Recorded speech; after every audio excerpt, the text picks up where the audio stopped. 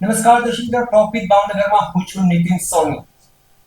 બદલાતો જે તો સમય અને કહી શકાય કે જે પ્રકારે હાલમાં ખાદ્ય ખોરાકની જે વાત હોય છે અને એના કારણે કેલ્શિયમની ઉણપ થતી હોય છે. કેલ્શિયમની ઉણપના કારણે હાડકાના અનેક રોગો થતા હોય છે. પરંતુ આપણે આજે વાત કરવી છે જે દર્દીઓ છે એમના માટે કહી શકાય કે જે આપણે વિસ્તૃત વાત કરવાના છીએ. ભાવનગરની શ્રી બજરંગદાસ બાપા આરોગ્યધામ હોસ્પિટલ છે, ત્યાં ડોક્ટર નિસર્ગ પંકજભાઈ શાહ આપણી સાથે જોડ્યા છે. બજરંગદાસ બાપા જે હોસ્પિટલ છે એમાં તેઓ ઓર્થોપેડિક ડિપાર્ટમેન્ટના હેડ છે. આપણે તેમની સાથે વાત કરવાના છીએ. સાહેબ, સૌથી પહેલા તો આપનું સ્વાગત છે. નમસ્કાર. સાહેબ, સૌથી પહેલી વાત એ કરવી છે કે જે પ્રકારે બદલાતો જતો સમય છે, બદલાતા જતા ખોરાક છે અને એના કારણે હાડકા સંદર્ભે આપણે વાત કરવી છે, જે પ્રકારે રોગોનું પ્રમાણ વધ્યું છે, શું કહેશો આપ? હાડકા માટે મેઇન વસ્તુ જે છે, આપણે નોટ ઓનલી ડાયટ કે ખોરાક માત્રનો સવાલ નથી. કેલ્શિયમ મળવા માટે દૂધ અને દૂધના પદાર્થોનું સેવન વધારવું જોઈએ, એ બધું તો ચોક્કસ છે. પણ મુખ્ય આજની જનરેશનનો જે પ્રોબ્લેમ છે, લેક ઓફ ફિઝિકલ એક્ટિવિટી. પૂરતી એક્સરસાઇઝ, કસરત કે બેઠાડું જીવન થઈ ગયું છે. એની માટે હાડકા આગળ જતા મોટી ઉંમરે વહેલા પોચા પડવા માંડે, ઓસ્ટિયોપોરોસિસ થવા માંડે, એની લીધે સામાન્ય પડી જવા, આથડવાથી તે હાડકા ભાંગી જાય, એ પ્રકારની નુકસાની થતી હોય છે. તો ડાયટ એકલું નહીં, સાથે એક્સરસાઇઝ બેઝિક સવાર સાંજ કલાક ચાલવા જઈએ અથવા સાયકલિંગ કરીએ, જે કાંઈ આપને અનુકૂળ આવતું હોય, સ્પોર્ટ્સનો વિષય હોય તો આપણે નિયમિત કોઈ બી ક્રિકેટ કે અત્યારે બોક્સ ક્રિકેટ કે જે કાંઈ પ્રવૃત્તિ, પણ ફિઝિકલ એક્ટિવિટી સાથે ડાયટમાં કેલ્શિયમ મળતી જે પદાર્થો છે, દૂધ અને દૂધના પદાર્થો, એ ખાસ ધ્યાન રાખવાનું છે. દરરોજ કેટલો સમય કસરત કરવી જેવું આપ માનો છો? નોર્મલી આપણે જે કહીએ ને કે જે લોકો સિડેટરી વર્ક કરે છે, સેડેન્ટરી જોબમાં છે, જેમ કે બેંકમાં છે, અમારી જેમ ડોક્ટર્સ છે, એડવોકેટ છે, જે લોકોને બેઠાડું જીવન છે, એની માટે સવાર સાંજ કલાક મોડરેટ ફિઝિકલ એક્ટિવિટી નિયમિત કરવી જ જોઈએ. મોડરેટ ફિઝિકલ એક્ટિવિટીમાં તમે કલાક સ્વિમિંગ કરી શકો, સાયકલિંગ કરી શકો, વોકિંગ કરી શકો, અથવા કોઈ બી સ્પોર્ટ્સ જેમ મેં ઉલ્લેખ કર્યો, એ કોઈ બી પ્રવૃત્તિ સવાર સાંજ એક કલાક એ આવશ્યક છે. રમતવીરો છે, કેમ કે આજની યુવા પેઢી છે એ રમતવીરો છે ને એમને ભારત દેશ આપણો એવો છે કે સૌથી વધુ યુવાનો આપણે ત્યાં છે. સ્પોર્ટ્સ પણ આપણે ત્યાં વધુ રમાય છે. તો સ્પોર્ટ્સ વીરો માટે આપ સ્પોર્ટ્સ માટે હું ચોક્કસ એવું કહીશ કે નાની ઉંમરથી સ્ટાર્ટ કરો, પ્રોપર સ્પોર્ટ્સની ટ્રેનિંગ લ્યો. આપણને એવું વન્સ ઇન અ માઇન્ડ, જેમ કે હું રોજ સ્પોર્ટ્સ ના કરતો અને વન્સ ઇન અ ડે મને એવું વિચાર આવે કે ના હાલો આજે હું વોલીબોલ રમવા જાઉં, આજે ક્રિકેટ રમવા જાઉં, તો એમાં લેક ઓફ પ્રોપર ટ્રેનિંગ લીધે લિગામેન્ટ ઇન્જરીઝ થઈ શકે છે, ફ્રેક્ચર્સ થઈ શકે છે. બહુ નીના જે ગોઠણના લિગામેન્ટ ઇન્જરી છે, ખભાના સ્નાયુ તૂટી જવું, આ બધી કોમન છે, કારણ કે સ્પોર્ટ્સ માટે ટ્રેન નથી.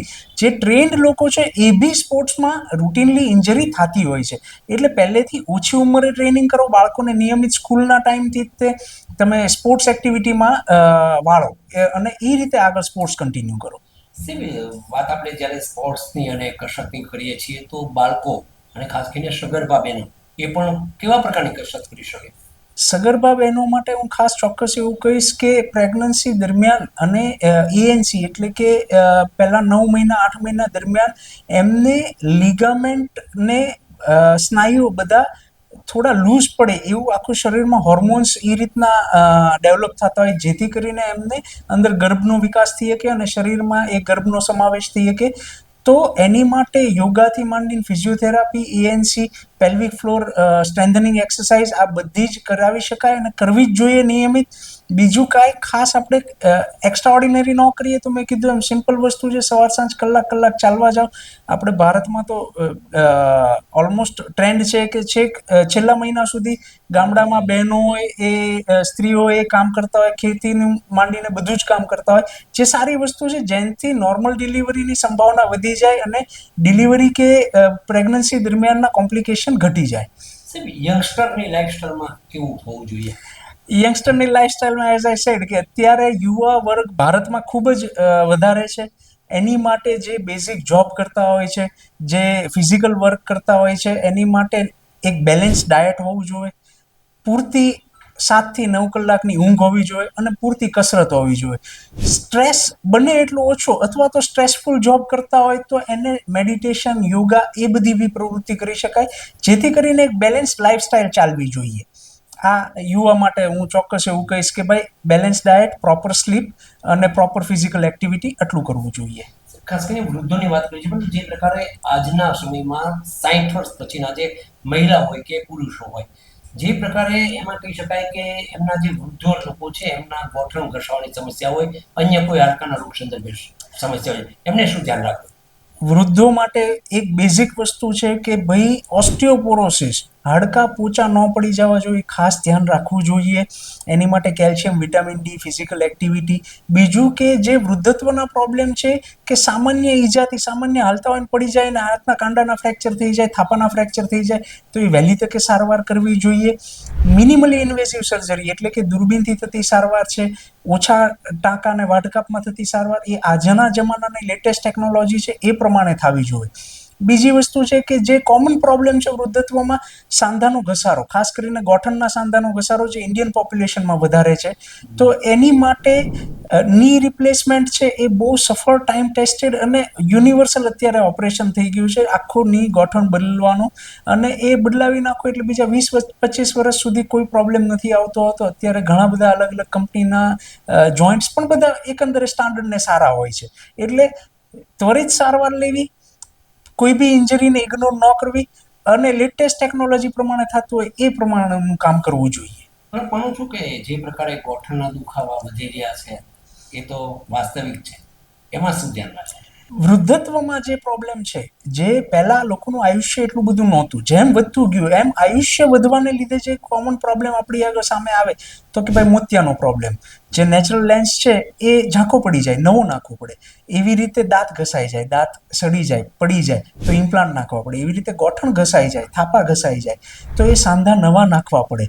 અને એ નવો નાખીએ એટલે 15 થી 20 વર્ષ તો ઓછામાં ઓછું સારું જ ચાલે. અને આગળનું વૃદ્ધત્વમાં ખાસ અગત્યનું એ છે કે માણસ વૃદ્ધત્વમાં ડિપેન્ડન્ટ નથી થવા માંગતો હતો, પોતાના આત્મસન્માન સાથે પોતાનું કામ બધું જ કરી શકે, એવી રીતે ગૌરવ સાથેનું જીવન જીવી શકાય. એની માટે ઇન્ડિપેન્ડન્ટ તમે મોબિલાઇઝ હોવા જુઓ, કોઈની ઉપર ડિપેન્ડન્ટ ન હોવા જુઓ. એની માટે ની રિપ્લેસમેન્ટ, હિપ રિપ્લેસમેન્ટ, વહેલી સારવાર અને લેટેસ્ટ ટેકનોલોજીની સારવાર એ કરવું જોઈએ. સ્વાઇનના જે કેસો હોય છે એમાં શું હોય છે? સ્પાઇનમાં આજે ઘણું જ બધું ડેવલપમેન્ટ છે, ઘણા બધા કેસીસ હોય છે. એમાં બે પ્રકાર મેઇન છે. એક કે ટ્રોમા, કે વાગવા પડવા આથડવાથી સ્પાઇનના જે મણકા હોય વર્ટિબ્રા ફ્રેક્ચર થઈ ગયા અથવા તો ભાંગી ગયા, એ બધી વસ્તુનું એક પ્રકારની સારવાર છે જે અત્યારે અમે જે અહીંયા કરીએ છીએ મિનિમલી ઇન્વેઝિવ. એમાં કેવું થાય કે ઓછામાં ઓછું સીસી, ઓછામાં ઓછો વાઢકાપ, 1 કે 2 જ ગણીને ટાંકા, ને એમાં બીજા દિવસથી પેશન્ટ ચાલતું થઈ જાય. બીજી જે પ્રોબ્લેમ છે જે વૃદ્ધત્વમાં આવતી હોય છે ઉંમરલાયક લોકોમાં, કે ગાદી ઘસાઈ જાય, ગાદી બે મણકા વચ્ચેથી ખસી જાય અને નસ ઉપર દબાણ કરતી હોય, તો એની માટે એન્ડોસ્કોપી સ્પાઇન સર્જરી, જે અહીંયા સૌરાષ્ટ્રમાં આપણે એક જ જગ્યાએ કરીએ છીએ, અહીંયા ભાવનગરમાં નિસર્ગ, હું પોતે કરું છું. અને એ વસ્તુ છે કે એમાં દૂરબીનથી કરવામાં આવે. આપણે કે ભાઈ આપણે સ્પાઇન માટેની જે વાત કર્યા છે તો આપણે દર્શકોને બતાવી પણ શકીએ કઈ પ્રકારે હોઈ શકે? એટલે એમાં કેવું છે કે આ એક રૂટીન સ્પાઇનનું મોડેલ છે. તો આ રીતના મણકા હોય છે અને એ મણકાની વચ્ચે ગાદી હોય છે, પાછળથી નસ જાતી હોય, બંને બાજુથી આપ જોઈ શકો એમ બંને બાજુથી નસ નીકળવાની જગ્યા હોય.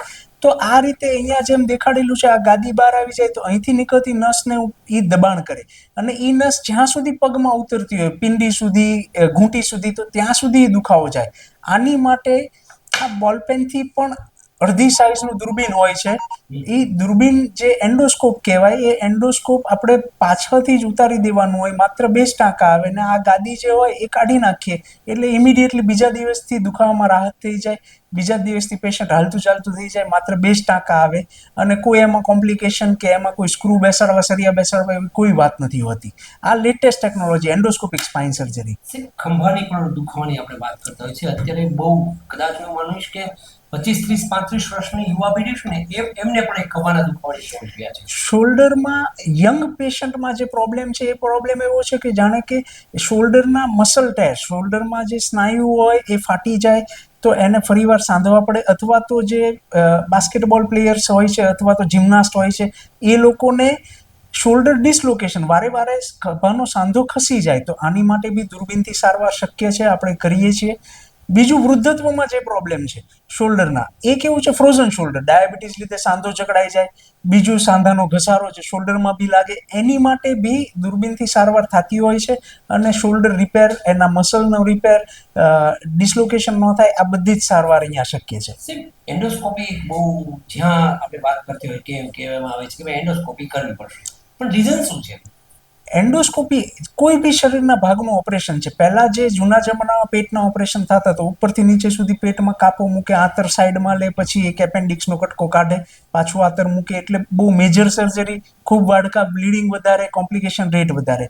તો આજના સમયમાં એ બધું લેપ્રોસ્કોપીથી થાય. એવી રીતે ખભાનું અને ગોઠણના સાંધાની જે સર્જરી થાય, જેને દૂરબીનથી કરવામાં આવે, એને કહેવાય આર્થ્રોસ્કોપી સર્જરી, જેમાં બ્લીડિંગ ઓછું થાય, ઇન્ફેક્શનનો ચાન્સ ઓછો રહે અને વાટકાપ નહીવત 2%. એવી રીતે સ્પાઇનમાં જે થાય એને કહેવાય સ્પાઇન એન્ડોસ્કોપી સર્જરી, એમાં બી દૂરબીન. અને દૂરબીન મેં કીધું એમ આ પેન કરતાં અડધી સાઇઝનું, જાડાઈનું 4 મિલીમીટરનું દૂરબીન આવતું હોય છે. એટલે પ્રેક્ટિકલી તમને એક ઇન્જેક્શન દેતા હોય એટલો જ માત્ર અહેસાસ થાય. એમઆઈએસ ફ્રેક્ચર માટે અદ્યતન ટેકનોલોજી આપણે ત્યાં છે અને કામ થઈ રહ્યું છે, એ બાબતે શું કહે? વર્ટિબ્રા ફ્રેક્ચર એટલે કે મણકાના જે ફ્રેક્ચર છે એમાં MIS થી કરીએ એટલે કે મણકામાં જ્યારે સ્ક્રૂ બેસાડવા પડે કે સરિયા બેસાડવા પડે તો આખા પીઠનો મણકો બધું ખોલી, બધા સ્નાયુઓ સાઈડમાં લઈ, એવી રીતે વાટકાપ કરીને કરવાની જરૂર નથી. એમાં બી દૂરબીનથી થાય, જે માત્ર 2% બધા જ સ્ક્રૂ બેસી જાય અને એની લીધે પેશન્ટ બીજા દિવસથી હાલતું ચાલતું થઈ જાય. વાડકાપ ઓછી છે તો બ્લીડિંગ ઓછું છે, કોમ્પ્લિકેશનનો રેટ ઓછો છે, પાક પરનું ચેપ થવાની સંભાવના ઓછી છે. આ રીતે છે. દર્શક મિત્રો, આ હતા ડોક્ટર નિશતભાઈ શાહ, જેમણે બહુ સ્પષ્ટપણે કહ્યું છે કે જે પ્રકારે હાડકા સંદર્ભના જે રોગો થતા હોય છે એના બચાવ માટે એમના ઓપરેશનથી લઈને તમામ વિગતો તેમણે વિસ્તૃત માહિતી આપી છે. ભાવનગરની શ્રી બજરંગ બાપા આરોગ્ય ધામ છે, તેમાં તેઓ ઓર્થોપેડિકના હેડ છે. જે પ્રકારે નામ જોડાયેલું છે સેવાની ભાવના સાથે, પરમ પૂજ્ય સંત શ્રી બજરંગદાસ બાપાનું જે નામ છે આરોગ્ય ધામ સાથે સંકળાયેલું છે. દર્દી દેવો ભવના સૂત્ર સાથે આ હોસ્પિટલમાં કામ થઈ રહ્યું છે. ફરી મળીશું એક નવા વિષય સાથે.